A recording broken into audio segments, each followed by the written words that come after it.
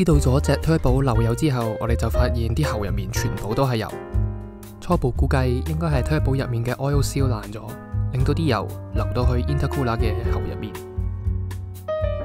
唯一可以做嘅就係拎隻 turbo 出嚟，拎去 rebuild。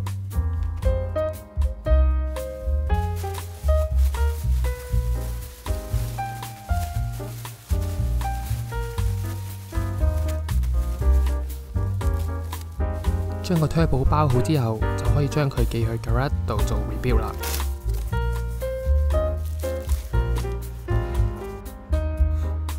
2星期之後就整好咗啦，咁我就去咗佢哋喺 Sydney 嘅 office pick up 隻 turbo。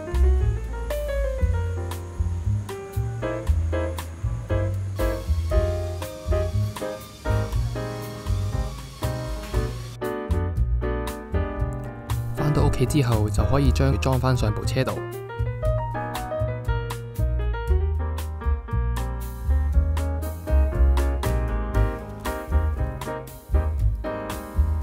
喺個袋入面有一支 Turbo Prelude、新嘅 gasket 同埋說明書。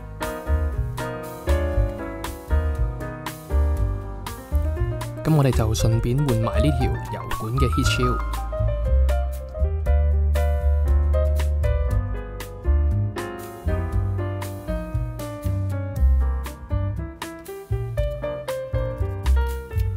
將新嘅 heat shield 套返上去。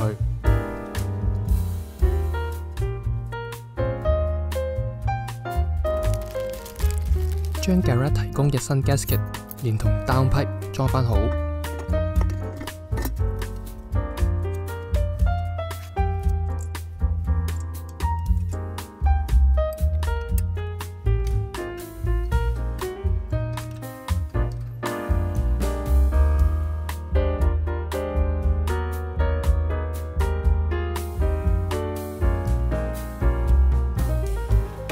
上好晒所有嘢之後，就可以將套 turbo 裝返上部車度。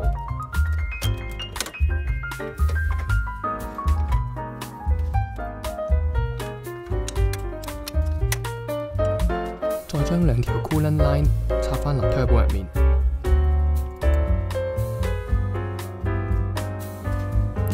喺裝返條油管之前，將 turbo prelude 擠落去隻 turbo 入面。